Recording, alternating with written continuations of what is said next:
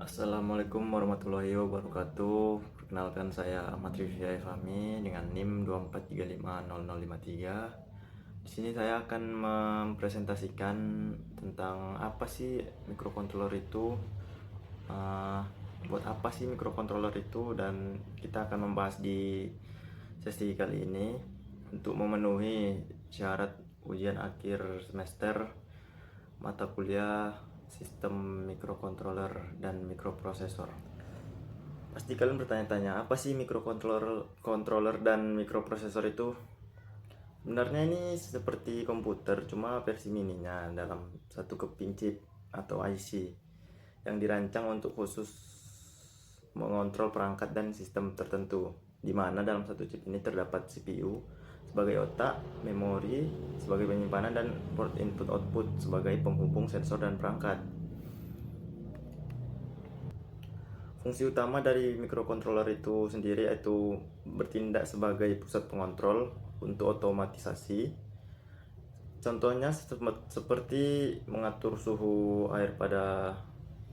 pada air conditioner atau AC, membaca detak jantung, atau mengendalikan lengan robot.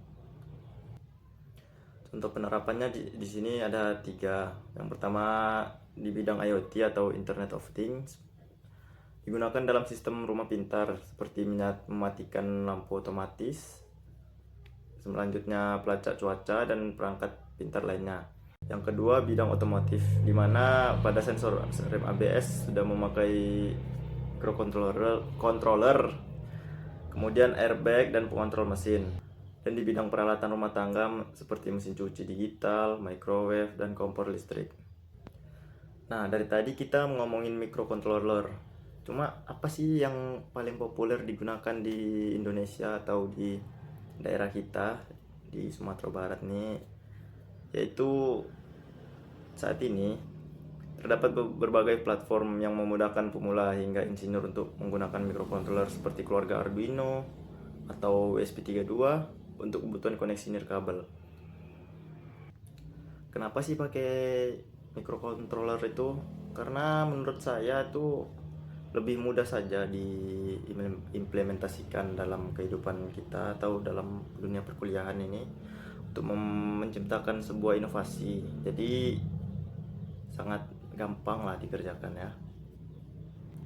Dan juga dari segi harga, Arduino dan ESP32 itu tidak jauh beda, di sekitaran 100 ribuan, jadi masih terjangkau untuk anak muda atau anak kuliahan.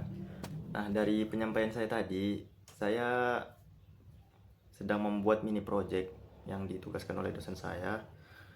Nah, sebagai contoh, saya sudah membuat mini project yaitu sistem pendeteksi objek menggunakan sensor inframerah dan menggunakan microcontroller Arduino Uno. Berikut langkah-langkahnya.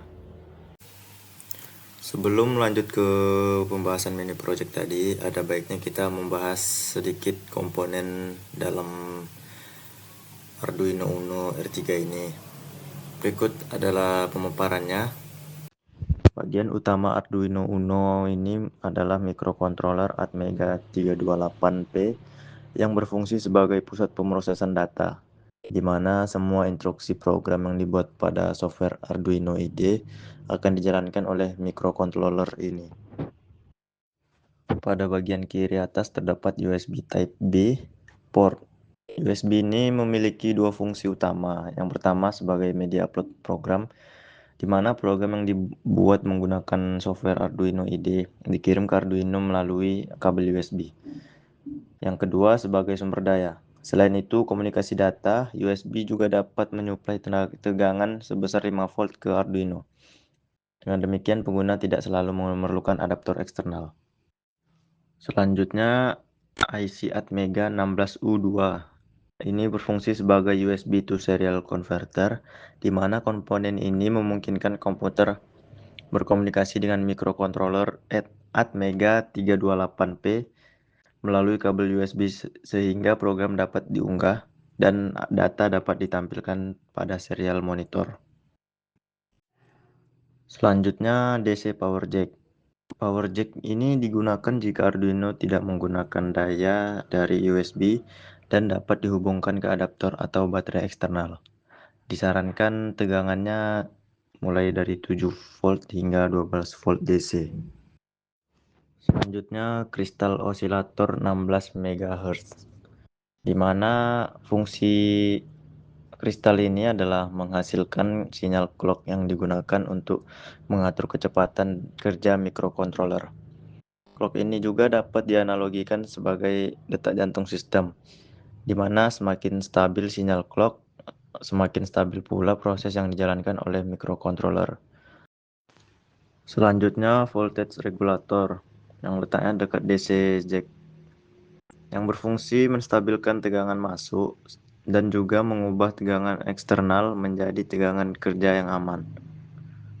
Voltage regulator ini juga menjaga agar tegangan yang diterima mikrokontroler tetap stabil sehingga sistem dapat bekerja dengan baik.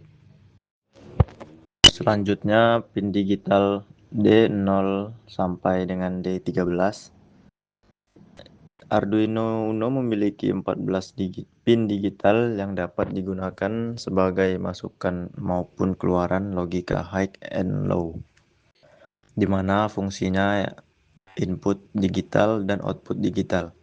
Sebagai contoh, bisa membaca tombol atau button, menyalakan LED, serta mengendalikan buzzer. Selanjutnya, pin PWM atau Pulse Width Modulation.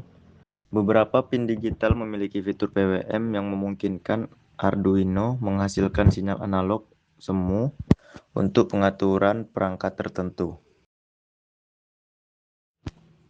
Selanjutnya, pin analog yang letaknya di deretan kanan bawah.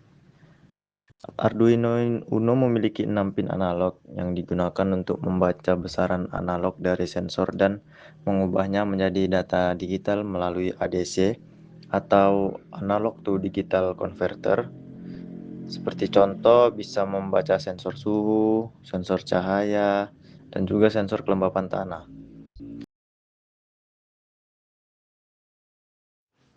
Selanjutnya, pin power. Pin ini berfungsi menyuplai daya ke sensor dan modul atau sebagainya. Pin power juga digunakan untuk mendistribusikan tegangan dan ground ke berbagai komponen eksternal yang terhubung dengan Arduino. Selanjutnya, Atmega 328P. Komponen ini merupakan pusat pemrosesan atau otak dari sistem, di mana program yang diunggah melalui Arduino IDE akan disimpan di dalam memori mikrokontroler dan kemudian dieksekusi untuk membaca input, mengolah data, serta menghasilkan output sesuai dengan instruksi yang telah diprogram. Selanjutnya, tombol reset yang berfungsi mengulang eksekusi program dari awal, di mana tombol reset ini juga digunakan untuk memulai ulang mikrokontroler tanpa harus memutus sumber daya.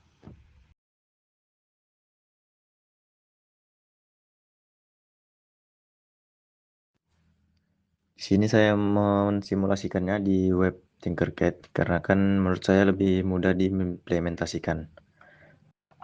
Komponen yang saya gunakan di sini yaitu sensor infrared 1, LED ada 2 sini, hijau dan merah, resistor 2 buah, 330 ohm, kemudian buzzer 1 buah. Kenapa saya letak di sini button? Karena kan di web ini tidak ada yang bisa men-trigger sensor infrarednya, jadi saya ganti dengan button. Untuk codingannya seperti ini, bisa kita lihat bersama-sama. Jika kurang sesuai, nanti bisa disesuaikan sesuai yang diinginkan.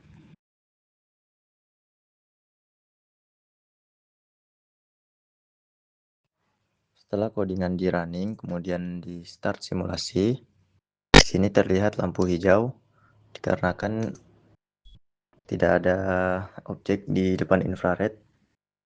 Dan jika saya tekan button sebagai trigger infrarednya, maka lampu merah akan menyala.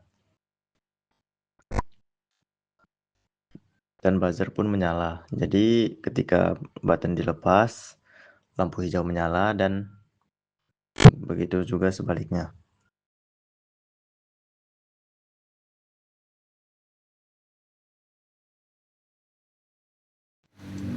Nah, ini untuk implementasi langsungnya.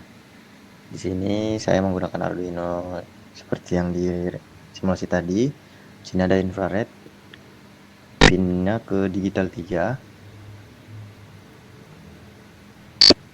kemudian buzzer ke kaki 10, sorry, LED merah dan hijau di kaki 8 dan 9, kemudian ground dan VCC ke kaki ground dan 5 volt. Selanjutnya masuk ke codingan. Pertama buka software Arduino IDE. Masukkan codingannya yang seperti di simulasi tadi. Pilih portnya. Seperti di sini saya memakai COM3.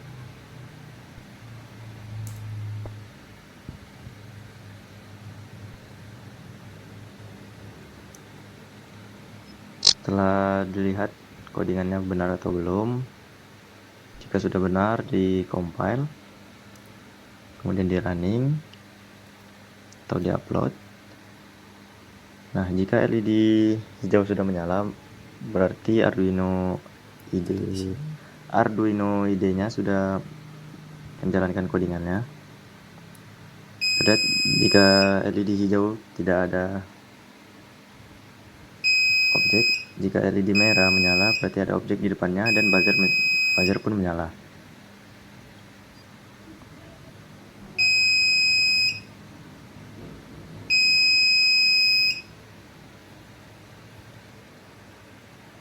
Mungkin segitu saja yang dapat saya sampaikan untuk memenuhi ujian akhir semester saya. Sekiranya ada salah kata, mohon dimaafkan. Saya akhiri. Assalamualaikum warahmatullahi wabarakatuh.